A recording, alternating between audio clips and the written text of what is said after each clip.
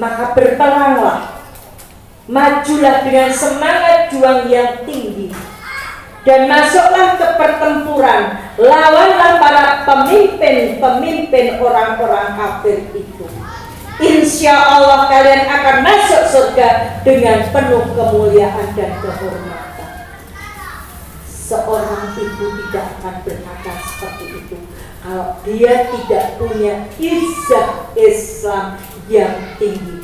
Dia tidak punya keimanan yang kuat, yang kokoh, yang mendasar. Dia tidak punya keyakinan yang kuat kepada Allah. Sekarang ini banyak ibu-ibu membeli, anaknya masuk pondok, ibunya yang galau. Kayak anakku makan opo yo ning pondok yo mangan sego.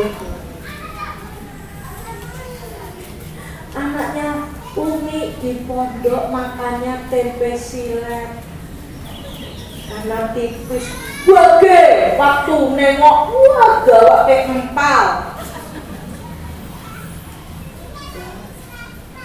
Bawa ke susu, bawa ke madu, bawa ke cikik, bawa ke reno-reno. Bocah mau mangan terus lali ngapati Quran. Kadang-kadang kita ibu-ibu, Umi pusing. Oh iya besok Umi ke pondok, nanti Umi bilang sama ustazah, nanti pulang ya. Barang mulai tekan rumah, buka HP. Ya, wes nonton drakor,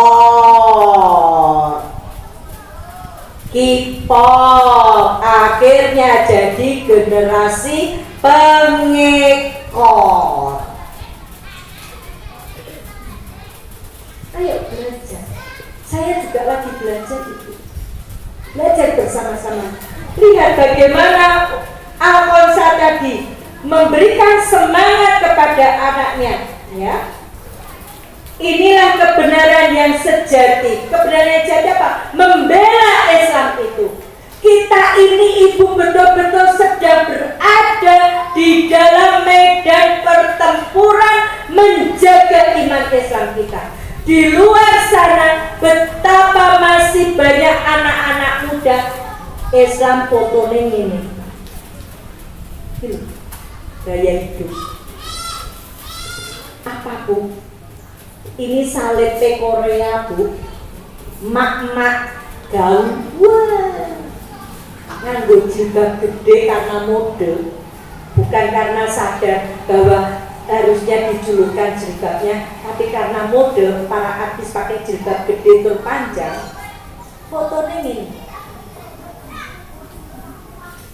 ini salib Korea. Ya. Bayangkan, hanya gaya hidup aja kita sudah dijajah.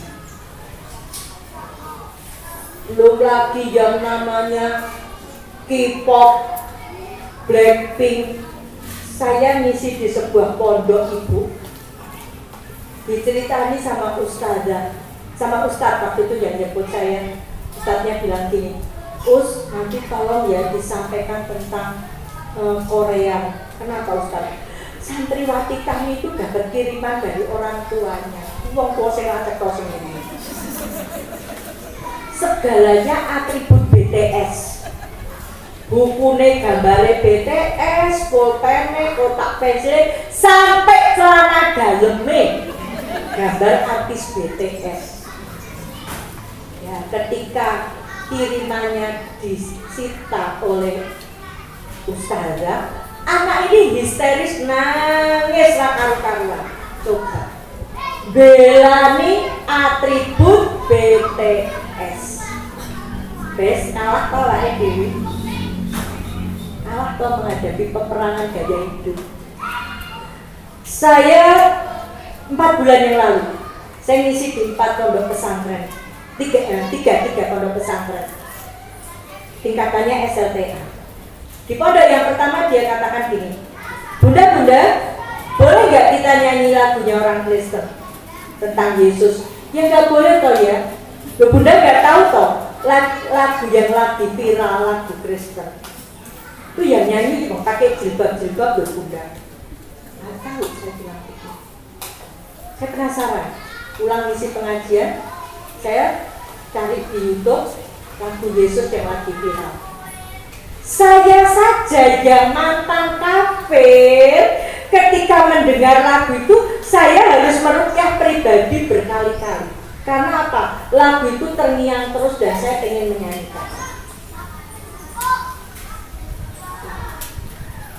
Ke pondok yang kedua, saya bilang gaya hidup musik Korea, hati-hati dengan lagu Kristen. Langsung padanya, iya Bunda, lagu Tuhan Yesus tidak berubah. Kaget saya. Terus saya tanya, siapa yang sudah menyanyikan lagu itu? Hampir separuh. Di pondok yang ketiga, saya mancing. Tahu nggak lagu TikTokan yang sekarang lagi ngetren, lagunya orang Kristen, tapi yang nyanyi yang Islam. Tahu Bunda apa? Tuhan Yesus tidak berubah. Ya, yang sudah apalagi itu berapa orang? Separuh lebih. Ustazahnya plomo-plomo. Kurang mudah. Bayangkan murtad tanpa sadar. Ya, dia nyanyi Tuhan Yesus tidak berubah. Ada dia menghafalkan jangan-jangan anak kita nggak hafal Al-Quran karena apa?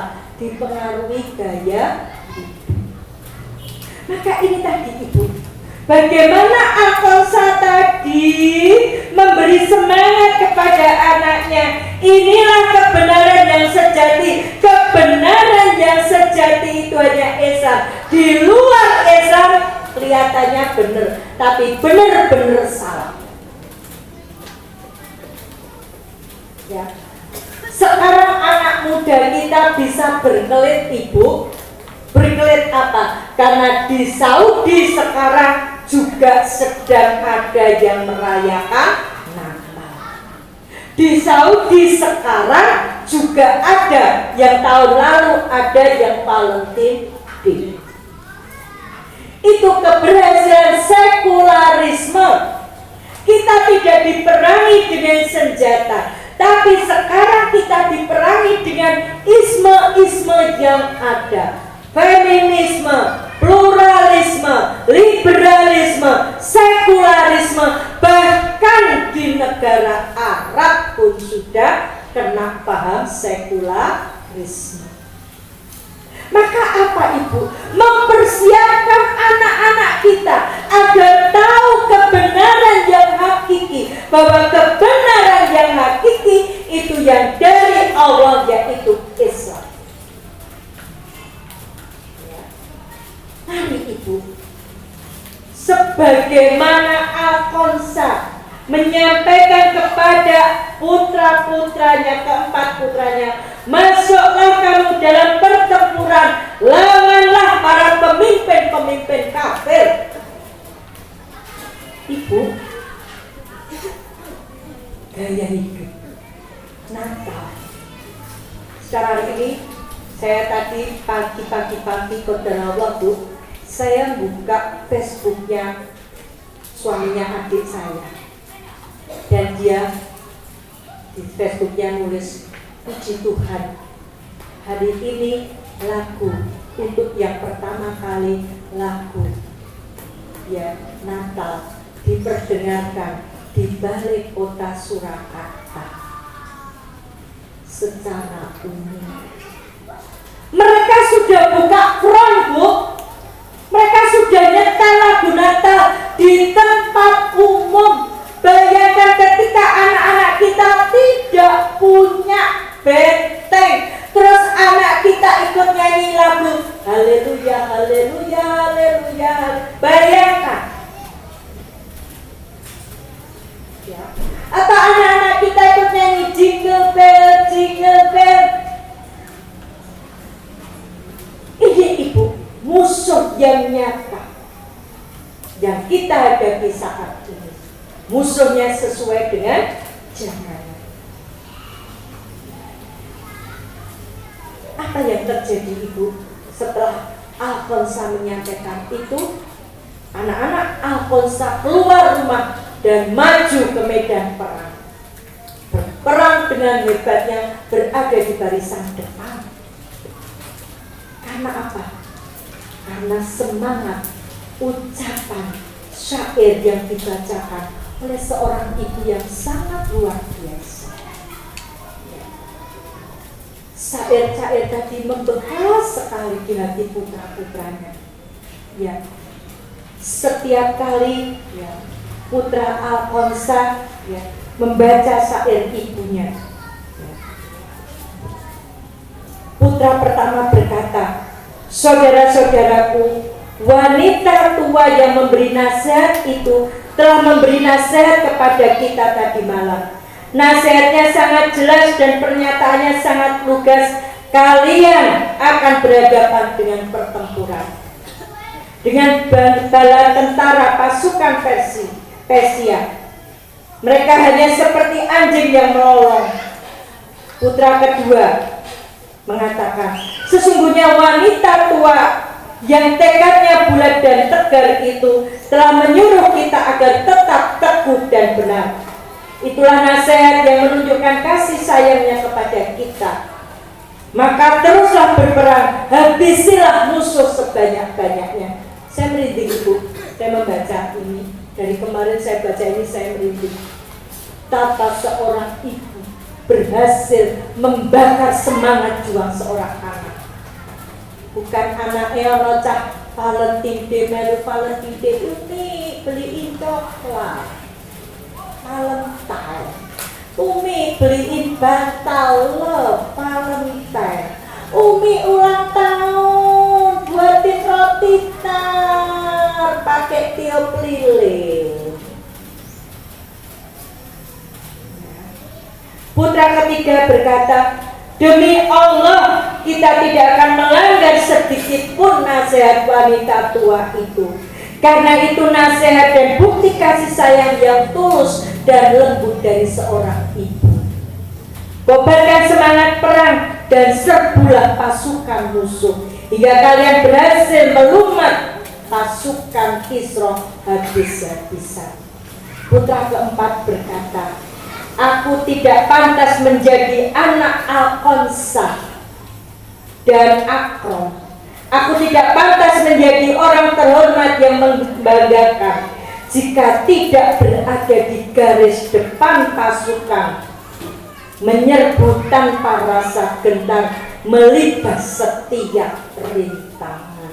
Bayangkan Ibu, keempat anak ini ya terbakar semangat juangnya karena teringat nasihat ibunya. Ibu yang insya Allah dirahmati Allah, ya. Apa yang membuat saya masuk Islam? Terngiang apa yang disampaikan oleh ibu saya, ya. Ibu saya sering nyanyi, "Berlayar ke surga, mari naik kapal, Tuhan juru berlayar ke surga." Maka saya mencari jalan menuju ke surga. Ibu saya bilang, baca Alkitab, rajin baca Alkitab, rajin ke gereja supaya besok masuk surga. Surga, surga, surga, itu yang ditanamkan kepada saya. Maka saya mencari jalan menuju ke surga itu. 24 tahun bukan waktu yang pendek. Sampai mendapatkan surga. Sampai mendapatkan jalan menuju ke surga, yaitu Islam. Kenapa? Terngiang oleh motivasi ibu saya, surga, surga, dan surga, kumpul di surga. Ibu, mari kita sudah dikasih contoh oleh Alfonsa membakar semangat juang anak-anak kita. Maka katakan pada anak-anak kita, sayangku, cintaku, solehku, hafal Al-Quran ya, biar besok Umi dapat mahkota di surga dari Allah. Sayangku anak soleha, ya, biar besok Abi Umi masuk surga karena berhasil mendidik kalian jadi anak-anak yang soleh-soleha, jadi istri yang soleha. Ayo, biar besok Umi sama Abi masuk surga. Sayangku, tutup auratmu, ndak usah ikut-ikutan mereka yang pamer aurat. Kasihan Abimu, satu langkah kamu keluar rumah kamu tidak menutup auratmu, maka satu langkah Abimu jalan ke neraka. Sampaikan itu pada anak-anak kita. Ibu-ibu yang insya Allah dirahmati Allah.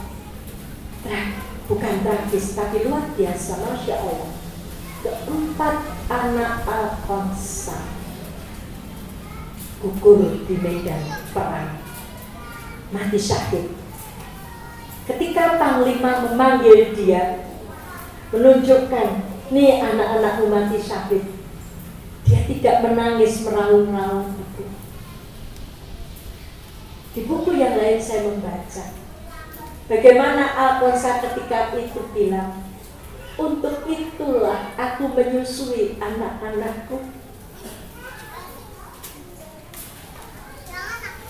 untuk menjadi pejuang-pejuang di jalan dakwah, menegakkan kalimat Allah, menjadi mujahid-mujahid di medan perang. Berarti apa? Ketika menyusui anaknya sudah punya misi, ibu. Misi ini yang kita miskin dari misi. Maka ibu, ketika kita diberi Allah rezeki anak, mari kita punya misi bahwa anakku ini, anak laki-lakiku akan jadi pemimpin, akan jadi mujahid. Anak perempuanku akan jadi calon ibunya pemimpinku. Apa kata Al-Qamsah ketika ditunjukkan anaknya meninggal di medan perang? Saya mengatakan, untuk itu aku menyusui anakku. Dia katakan, alhamdulillah, Bu, 4 anak Bu meninggal di medan perang. Dia bilang alhamdulillah. Dia tidak meraung-raung, Bu. Kalau kita menelaah kenapa sampai dia mengatakan alhamdulillah, berarti apa? Bekal yang dibekalkan kepada anaknya ini sudah maksimal, sehingga tidak ada penyesalan, Ibu. Bekal yang diberikan pada anaknya sudah bekal yang terbaik, sehingga tidak ada penyesalan. Maka dia bilang alhamdulillah, segala pujiannya untuk Allah yang telah memuliakan aku dengan menjadikan anak-anakku syuhada. Semoga dengan syahidnya mereka, dosa-dosaku akan diampuni oleh Allah, dan aku berharap dengan rahmatnya bisa berkumpul dengan anak-anakku di surga. Luar biasa itu. Bagaimana Al-Qamsah mempersiapkan anak-anaknya menjadi mujahid, bahkan menjadi syuhada, dan dia rindu berkumpul dengan anak-anaknya. Bagaimana setelah Al-Qamsah hidup sendiri, anak-anaknya mati, anak-anaknya meninggal di medan perang? Apakah dia kemudian melukru? Tidak. Dengan syairnya dia membakar semangat para pejuang-pejuang. Ya. Dia hidup sendiri, mengabdikan dirinya, membakar semangat kaum muslimin dengan syair-syairnya. Ya. Bahkan Umar sangat menghargai dan selalu memberi santunan kepada Qamsah sebagaimana yang dilakukan Rasulullah SAW. Tidak lama setelah Utsman bin Affan menggantikan Umar, Qamsah wafat di sebuah perkampungan Badui pada tahun 24 Hijriah. Itu ibu-ibu apa ibroh dari seorang konsep? Yang pertama, tugas seorang ibu sebagai pendidik. Tugas seorang ibu sebagai pendidik bagi anaknya. Yang kedua, untuk bisa mendidik anak, seorang ibu harus berbekal ilmu. Yang ketiga, ini ibu,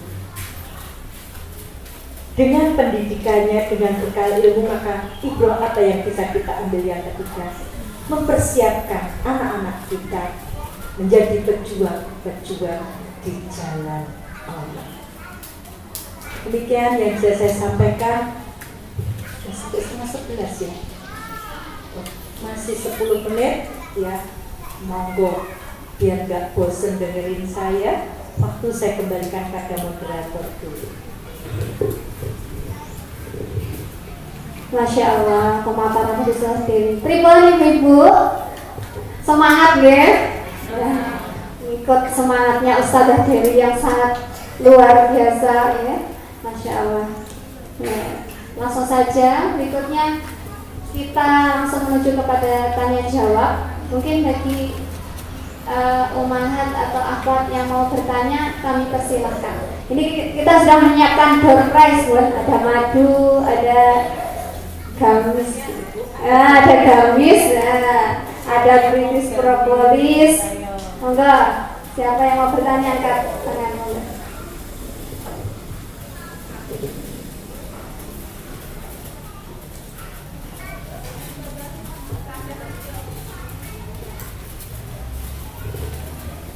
Assalamualaikum warahmatullahi wabarakatuh.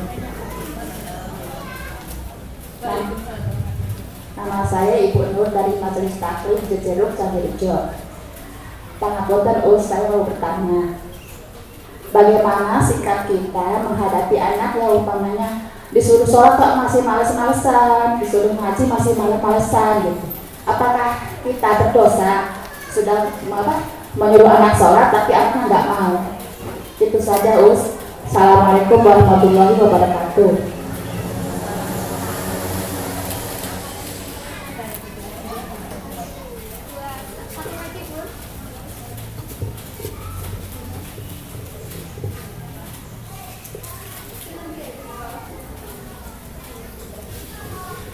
Assalamualaikum warahmatullahi wabarakatuh. Ini Ustazah, saya mau bertanya, bagaimana cara Ummu Salma dari Jejeruk,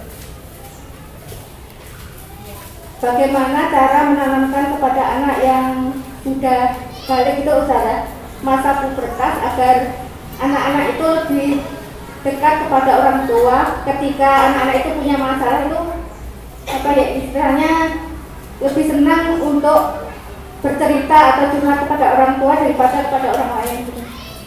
Mungkin itu saja. Wassalamualaikum warahmatullahi wabarakatuh. Kita jawab dulu ya.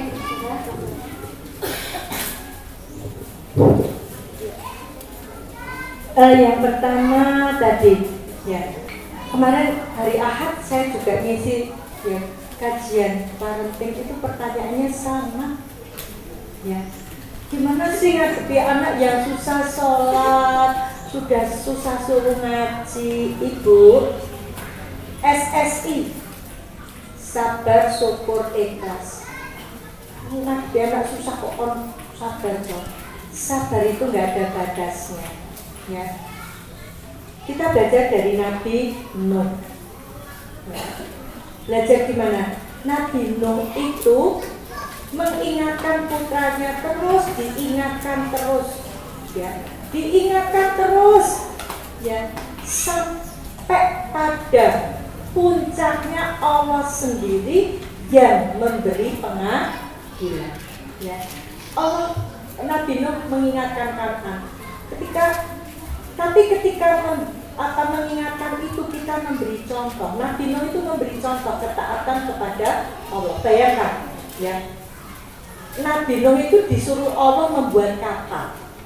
Ora udan, ora angin, suruh membuat kapal, padahal tempatnya kan nggak di dekat sungai, nggak di dekat laut, suruh buat kapal. Ya, ini kan kalau orang-orang mikir ini apa-apaan sih buat kapal di tengah kota. Tapi kan Nabi Nuh mengerjakan karena ketaatan kepada Allah. Jadi orang tua memberi contoh. Jangan nak sholat, lah umi seiki lho orang pesenan. Itu orang pesenan jebak karo gadis. Ya anak era mangkat sholat tuh, umi era mangkat. Nak sholat, lah Abi sebentar ini Abi lagi terima telepon. Yo anaknya.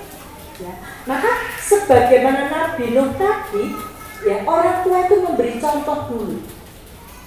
Ya, kalau kita sudah memberi contoh, maka selanjutnya apa? Mengingatkan. Ya, Nabi mengingatkan dan menasehati. Nabi Nuh kan, ayo ketika hujan, ya, ketika diperintahkan masuk kapal, ayo masuk kapal. Ya, bilang enggak, aku enggak mau. Ya, ketika air semakin tinggi, ayo Tona masuk. Enggak, aku mau naik ke meja mungkin ya. Ketika air semakin tinggi, ayo Tona masuk ke dalam. Enggak, aku mau naik ke atas lemari. Ya, ayo Tona masuk ke dalam kapal, air semakin. Enggak, aku mau naik ke atas atap. Ya, Nabi Nuh masih mengingatkan lagi, ayo Tona naik ke dalam kapal. Enggak, aku mau naik ke atas gunung. Berarti apa? Istiqomah mengingatkan. Ya, lah anak kita tuh, lah kok bersyukur Bu Dewi, lah kita diberi ladang dakwah. Ladang dakwahnya siapa? Anak kita. Itu ladang dakwah kita. Maka ikhlas mengingatkan, ya, ingatkan anak kita, ayo nak sholat. Jangan bosan. Terus ingatkan, ayo nak sholat. Yang di hisab pertama itu sholatnya ibu-ibu yang insya Allah dirahmati Allah. Saya punya klien, ya, itu penganut agnostik. Apa itu agnostik? Percaya Tuhan tapi tidak mau beragama. Ini ngetren di kalangan anak muda sekarang. Ketika saya tanya, Mas, kenapa kamu bisa jadi anak agnostik, menganut agnostik? Dia bilang, saya dulu dari kecil sama ibu saya, sama bapak saya cuma sholat, ngaji, tapi tidak pernah diterangkan apa esensinya sholat, ngaji, apa fungsinya, apa pentingnya. Hanya perintah. Nah ini ya, nak sholat, karena sholat itu perintahnya Allah. Kita ini hidup pakai fasilitasnya Allah, ya. Terus kita disuruh Allah sholat, ayo sholat, biar diberkahi Allah, biar Abi yang kerja dikasih rezeki sama Allah untuk menghidupi kalian, karena ketaatan kalian kepada Allah. Yuk ngaji, ya, apalagi kamu ngapalin Al-Quran. Umi pengen loh dapat mahkota dari Allah. Mosok sing nyanyi wong Islam, wong Kristen depan. Orang Kristen itu lagunya gini ya Bu. Lihat saya pakai mahkota dari surga karena rajin ke gereja. Kenapa bukan kita yang nyanyi? Lihat saya pakai mahkota dari Allah karena anak saya hafid Al-Quran. Ya Bu. Nah, baca Al-Quran. Besok itu bacaanmu Al-Quran yang akan menemani kamu di kubur. Umi nggak tahu loh ya, kamu dulu atau Umi dulu. Kalau kamu dulu Umi nggak bisa nolongin kamu loh ya. Sampaikan itu Ibu, ya. Jangan bosan. jangan kecewa. Wes karepmu sholat, karepmu ora karepmu, mlebu swarga karepmu, mlebu neraka karepmu, dilalah awake dhewe muni mlebu neraka, gempa awake dhewe kebukan tembok mati. Doa seorang ibu lho ya mlebu neraka karepmu. Dan itu bentuk keputusasaan kita. Padahal jangan bosan, jangan kecewa, jangan putus asa. Ini tadi loh Nabi Nuh tadi tidak putus asa, terus ayo nak terus menyampaikan. Ya, nggak gampang kok Bu. Ya, panjenengan tadi sabar. Terus syukurnya, alhamdulillah dibanding Bu Dewi isih bersyukur aku anakku Islam. Bu Dewi kae mes 19 tahun, anaknya lho untuk hidayah. Wis tak jogo anakku masih bisa bersyukur. Ikhlas dalam ini anak saya, ini rezeki dari Allah ya. Ingatkan terus ingatkan kepada anak kita. Yang selanjutnya apa Bu? Tidak berhenti di situ. Ya, berdoa. Bu, tips berdoa nih ya. Nah, ada lagu gini Bu.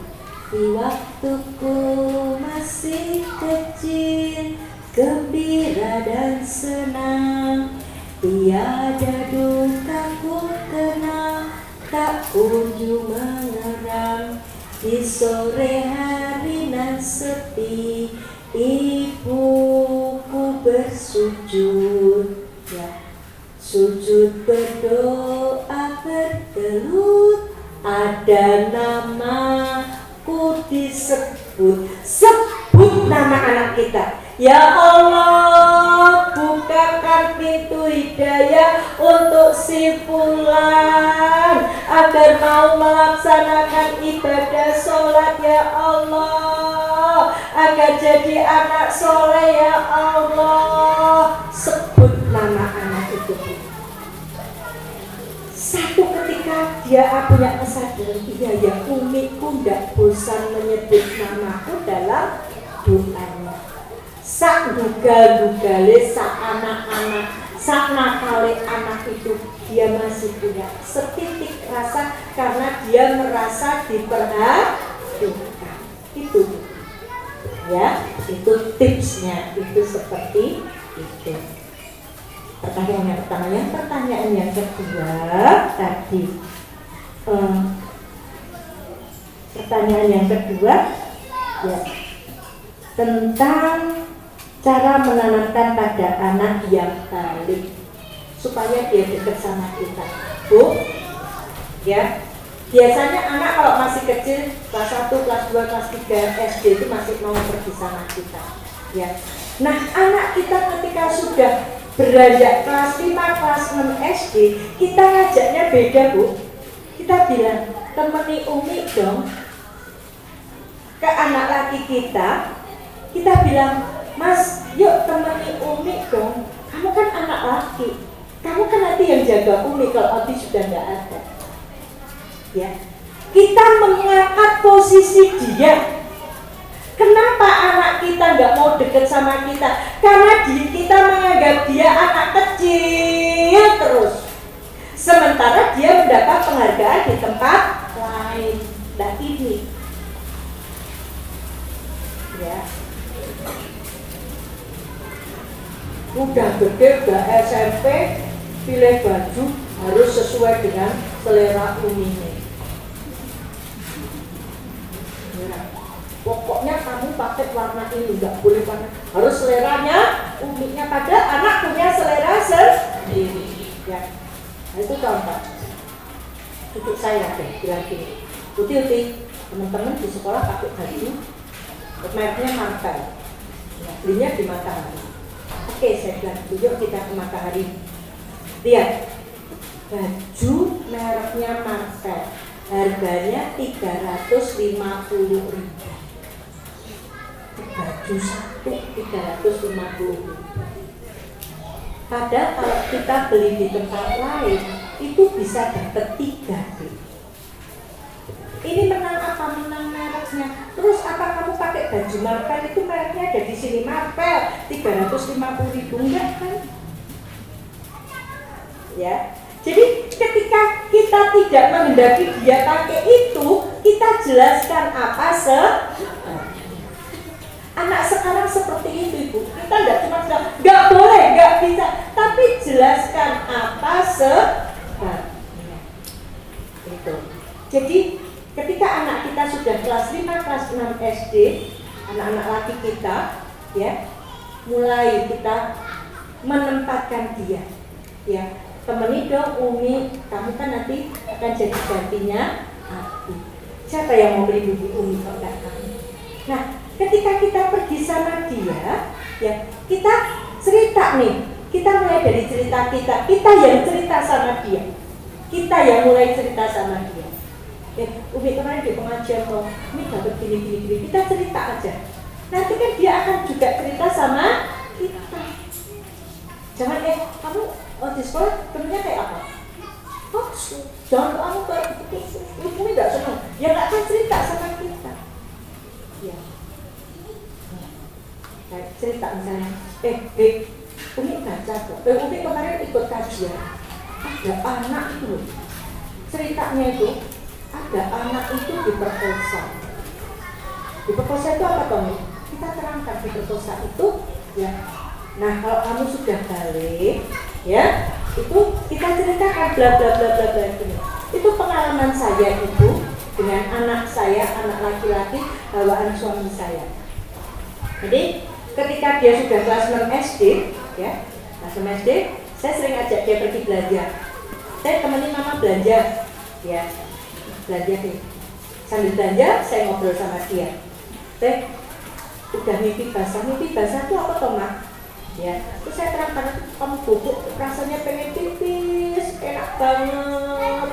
Tapi ternyata ketika kamu bangun, ya, di sana kamu bukan air kencing, tapi kayak lem itu. Nah itu namanya mimpi basah. Nah, kalau sudah seperti itu, nggak boleh sawatnya dicuciin mama. Bersihin sendiri dulu, baru tempat cucian. Ya, terus kalau laki-laki sudah balik itu bisa menghamili. Ya, pokoknya gimana? Nah, ketika dia sekolah SMP, pulang sekolah, begitu dia datang, mama, apa? Bilang gitu. Ternyata benar sih diceritakan mama. Benar dia. Tadi Ustadz itu di sekolah ya cerita kayak gitu, Mak, balik gitu. Ya, ini itu. Jadi luangkan waktu. Ya. Ya sekali-sekali lah Bu, akan keluar sama anak-anak. Gunakan waktu untuk ngobrol bareng. Yang dihancurkan keluarga tadi antara lain adalah komunikasi.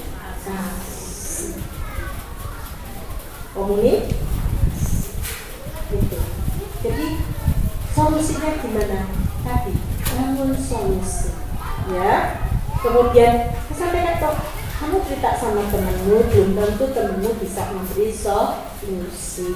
Terus kita juga mengupdate Ibu, ya. Cukup saya bilang, Uti kok tahu istilah anak muda toh? Kan bestie, ya. Bestian. Bestie itu apa toh? Nah, terus tanya dia bestie itu siapa? Lo kok Uti tahu bestie toh? Gitu ya. Tepo, ya. Apa kita ikut-ikutan aja gitu. Sehingga apa? Anak kita ternyata ibu saya gaul tapi solehah gitu ya. Itu jangan sampai ibu saya kok kayak mau kuno gitu ya. Jangan sampai seperti itu. Tapi ibu saya gaul tapi tetap ya. Saya gaul tapi tetap di koridor sakit itu ya Bu ya. Udah banyak pertanyaan lagi ya. Ibu Sinta boleh ngambil tugasnya dulu? Enggak, Ibu Sinta boleh pilih. Oke, sama satunya Umi enggak pilih. Bisa dipilih? Enggak saya masih Masya. Dan pulang-pulang dapat hadiah ya, oke.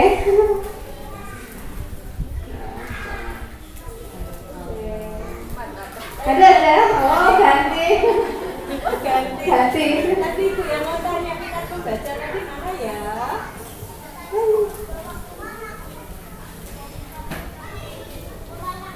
Ini ada pertanyaan sebelah. Satu. lagi yang langsung. Sudah pilih. Oke.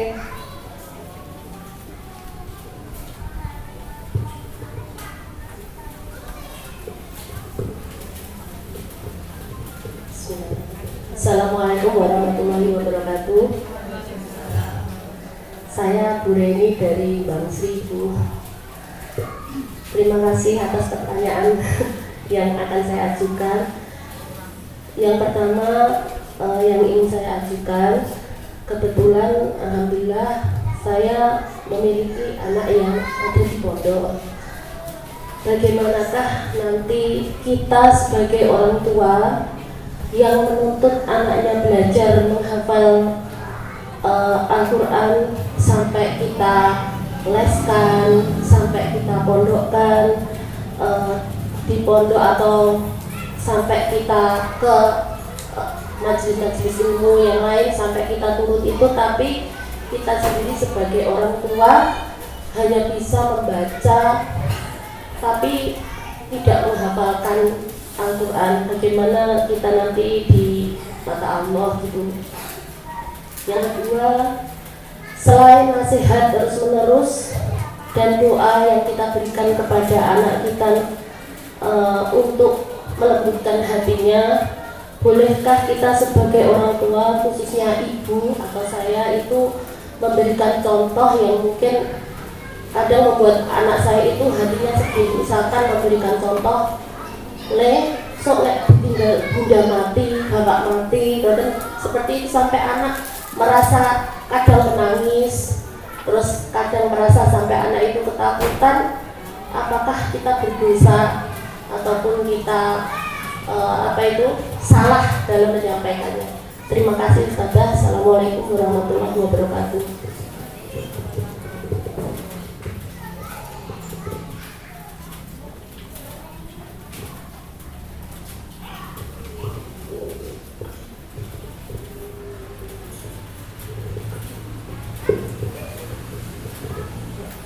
Satu lagi, ya, yang dari tadi mau tanya, ya.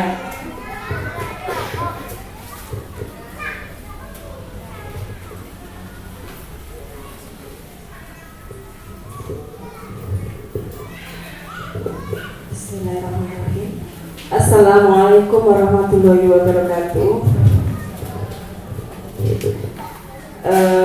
Sebelumnya minta maaf kalau mungkin kan sempat ya bertanya-tanya, karena kebetulan saya bukan dari orang-orang pondok, saya juga baru hijrah.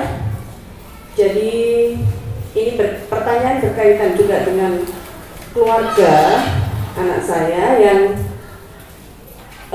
ada beberapa anak yang belum juga mau hijrah, dan mungkin mohon maaf juga belum bisa menjalankan sholat 5 waktunya, sementara Allah sudah menitipkan amanah 3 orang anak yang harus dididiknya juga. Sebagai ibu, karena tadi kebetulan Ustazah juga menyebutkan bahwa Ustazah juga mengajar tentang parenting, ya. Dan sampai kapanpun anak tetap anak, walaupun anak itu sudah berusia dewasa. Nah, di sini yang menjadi dilema saya itu, bagaimana saya mendidik anak yang sudah dewasa dengan dititipi 3 anak. Dia sendiri sudah punya anak. Dan kemudian yang kedua, saya harus mendidik generasi berikutnya ini harus lebih baik. Sementara dia sendiri tidak bisa memberikan contoh, yang kadang-kadang memang kemudian mungkin ada perasaan tidak nyaman, mama kok ikut campur, saya sudah punya rumah tangga sendiri. Nah itu Jadi yang saya ambil saat ini hanya memperingatkan, kemudian yang kedua dan mendoakan. Itu aja Ustazah. Mohon maaf sekali lagi. Jazakillah khair. Assalamualaikum warahmatullahi wabarakatuh.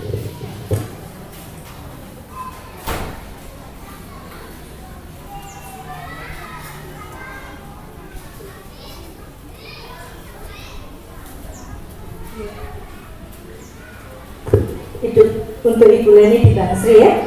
Ya, Ibu, tugas kita itu seperti petani, Bu. Tani itu menabur benih, ya Bu. Terus benihnya tumbuh, diopeni, ya, dihilangkan rumput-rumputnya, seperti itu. Ya, tugas kita sebagai orang tua, tadi kita mendidik. Ibu sudah piye carane kok mendidik anak itu? Tak celuke guru ngaji, tak pondok, ya, sudah seperti itu. Tapi kalau hasilnya belum maksimal, itu ujian buat kita. Terus kita sendiri, ya, kita sendiri, anak saya tak pernah pakai Al-Quran, kok saya sendiri tidak apa? Ya kita berusaha, Bu. Terus paling tidak Al-Fatihah apa? Al-Ikhlas, Al-Falaq, Anas, ya, surat-surat pendek kita apa? Kita berupaya, ya. Terus kita bilang sama anak kita, nah, ya, kenapa toh Umi itu, ya, Umi itu kepengen kamu hafal Al-Quran, karena Umi itu sadar lagi wis tuwa, wis angel ngapalke, ya. Mula kamu yang masih anak-anak, kamu ngapalke Al-Quran, Umi kepengen dapat mahkota di surga dari Allah, karena anaknya hafal Al-Quran. Mumpung Umi masih hidup, ya. Karena apa, Ibu? Ya, Nabi Yakub saja menjelang ajalnya. Dalam Quran surat Al-Baqarah 133 itu Nabi Yakub tanya sama putranya, nanti mengko yang aku mau aku sudah meninggal, siapa yang kamu sembah? Artinya apa? Memastikan anak itu tetap beriman kepada Allah. Kita bilang aja, ini mumpung Ibu, Umi, Abi masih hidup, ya, masih bisa membiayai kamu belajar untuk bekal, tidak hanya untuk bekalmu. Nah nanti Umi itu, ya, yang Umi bawa itu doa anak soleh, berarti kamu itu deposito akhiratnya Umi ini. Jadi anak merasa, oh saya itu sesuatu yang sangat berharga. Kamu tuh penyejuk pandangan matanya Umi Abi di dunia sampai di akhirat. Ini Ibu, ya. Kita mengangkat anak ini, bagaimana dia itu sangat berarti, dia deposito akhirat itu seperti itu. Terus kalau misalnya kamu, ya, ndak sholat, ndak ngaji, kayak nanti Umi kalau habis sesuk disekso nang kono pada raiso njaluk tulung sapa itu. Istilahnya kita bahasa Jawanya ngerogoh ati anak seperti itu, ya. Yes. Mungkin dengan seperti itu anak lebih apa ya, lebih terasa sholat, lepas sholat kemudian rokok. Anaknya teman saya, padahal teman saya itu guru agama Islam. Mas sholat, kok yang tak sholat itu merokok loh. Karena ibu karena goyang, karo guyon. Anaknya ya ngomong ini, ya biarin masuk neraka, temennya banyak, artis, koruptor. Kalau anaknya ngomong kayak ngomong, ya ini nggak tepat gitu ya. Tapi artinya gini, kamu deposito akhirat, gitu loh. Ya, yang doa aku nanti akan Umi Abi bawa, gitu. Terus siapa yang doakan Abi Umi kok kamu terus nggak pernah sholat, nggak pernah ngaji, terus Umi Abi ini aku dapat apa, gitu ya. Ya Bu ya, gitu. Terus Ibu, Quran surat Al-Qur'an itu yang kedua itu sama lupa. Bu Iin, Bu, alhamdulillah di usia yang senja Allah memberikan kesempatan untuk berhijrah. Ya, syukuri nikmat itu Ibu. Ya, karena tidak semua orang Ibu diberikan hidayah. Hidayah itu bukan hanya yang non-muslim masuk Islam, tapi bagaimana orang yang lahir Islam di dalam kehidupannya mau melaksanakan Islam itu secara tanpa. Masih banyak ibu udah umur 60 tahun masih ke kafe caca-caca, mari caca-caca, mari nari. Yo kan berjilbab, Bu. Ya, menghabiskan waktunya sampai malam, Bu. Neng kafe, ya, dansa-dansi sana sini. Ya. Nah, untuk dilamin dan alhamdulillah itu diberikan kesempatan oleh Allah, ya, diberikan nikmat yang sangat luar biasa. Tapi ibu tidak dibiarkan sama Allah, dikasih ujian anak. Bu, Quran surat At-Tur ayat 21, orang iman diikuti anak cucunya, Bu. Sekarang yang anaknya luput, jangan sampai cucunya luput. Ya, anak ketika kita ketemu cucu-cucu kita, sayang sholat ya, biar disayang Allah, ngaji. Ketika kita telepon, ya, video call sama cucu kita, anak-anak soleh sudah sholat belum? Ya, anak-anak soleh sudah sholat belum? Sholat sama papa sama mama ya. Jadi awak bilang yang kucing kuno, tapi lewat cucu. Seperti itu. Saya sering sama cucu saya, Dek, bilangin sama bunda tuh, yuk bunda, ya nanti biar kita kumpul di surga, bunda sholat dulu dong, bunda tutup auratnya. Ya, saya untuk ngasih tahu anak saya lewat cucu saya, itu. Ya, jadi jangan putus asa, masih ada kesempatan.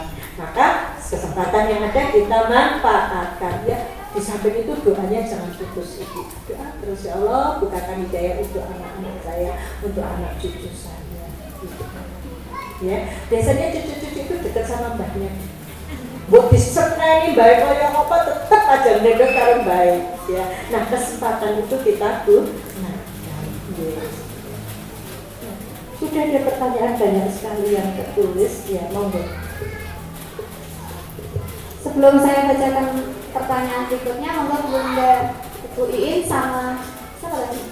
Bunda Reni deh. Monggo untuk ngambil tugasnya, dipilih kalau yang mana? Oh, yang ambilkan Mas siapa namanya? Mas Neni. Oh, dalam hidup kali monggo. Masalah ya.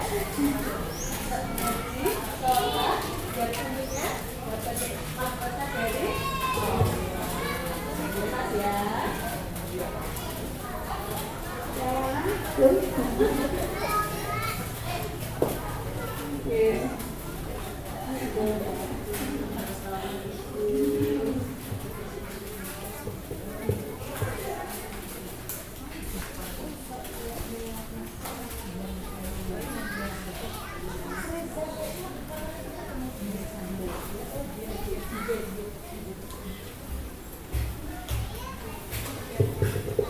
Ini ada 4 pertanyaan, Ustazah. Dapat kita disari Ustazah ini yang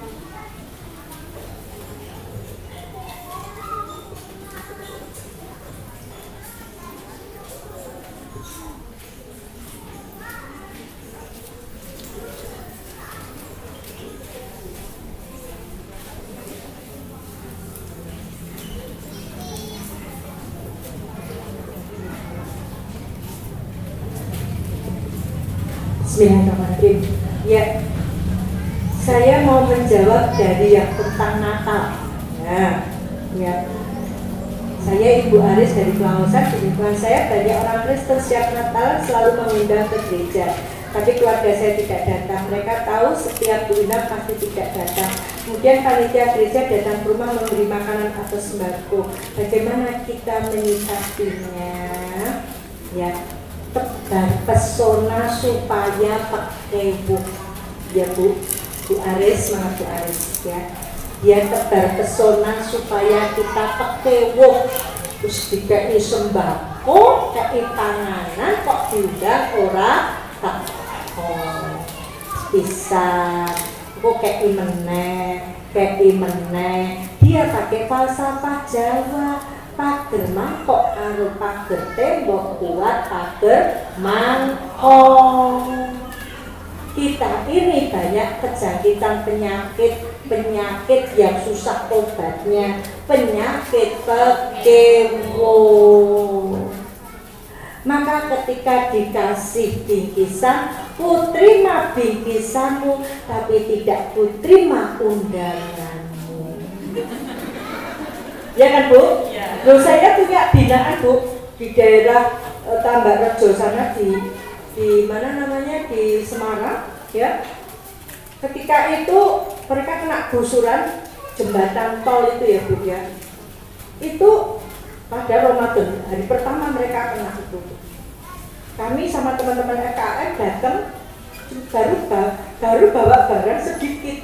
Sementara sore itu dari gereja sudah datang bawa segala macam bingkisan itu. Apa yang saya ajarkan kepada mereka? Ku terima nasibmu, tapi tidak ku terima agamamu. Nanti kesal dewe mereka, wis saben dina dikaya apa-apa kok ya tetep Islam utuh Ibu. Ya, hanya satu yang Kristen memang dari awal Kristen. Maka Ibu, Bu Aris, ku terima bingkisanmu, tapi tidak ku terima agamamu. Terus bagaimana terhadap makanan tadi? Kalau kita tidak boleh mengharamkan yang halal, tapi kalau kita yakin makanan itu tidak halal, lebih baik tinggalkan. Dikasihkan orang Islam jangan, ya kasihkan mereka sesama mereka aja. Gitu. Jadi sembako tadi jangan membuat ibu kemudian pakewo kepada mereka. Tetap aja dikasih undangan. Oh maaf, terima kasih undangannya. Lakum dinukum bayatan. Kita kasih pagernya apa? Lakum dinukum bayatan. Ya. Himbauan saya bukan pertanyaan wani apa ora, himbauan saya kudu wani. Ya, harus berani, jangan itu ya Bu ya. Tentang Natal. Ya. Yang kedua, bagaimana sikap kita kepada saudara yang berbeda keyakinan?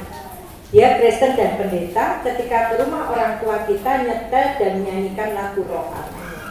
Ya Bu. Kalau orang tua kita Muslim ya hentikan.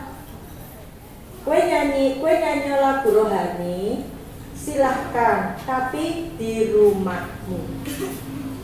Jangan di sini.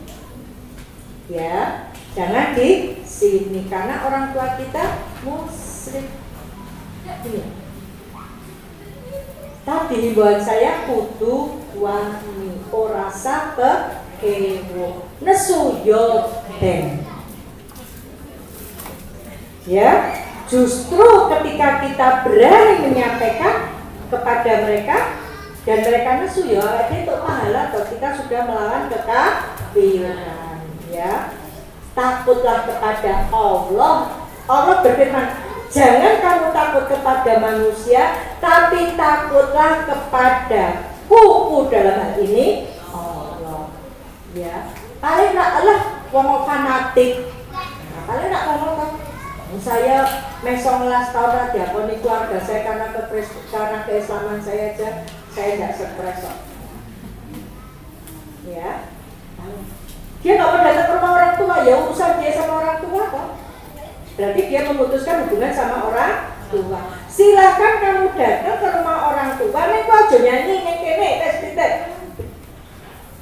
Barat nyanyi nang omahmu apa nang gereja. Karena apa? Ibu nyuwun sewu ya. Astagfirullahaladzim ya. Lagu tadi loh yang saya bilang tadi, ya. Itu sudah dimasukkan jin di dalamnya. Sehingga ketika orang mendengar itu kepengen mendengar terus. Ya. Kepengen mendengar terus. Lagu Tuhan Yesus tidak berubah. Itu jinnya masuk Ibu. Jin Nasraninya masuk ke rumah kita. Kalau dia nyanyi lagu rohani, pendeta itu ketika dia nyanyi itu dia sudah berdoa, ya Tuhan, kiranya lewat lagu ini keluarga saya mau menerima Engkau sebagai juru selamatnya. Lah wae dhewe ora tak awut.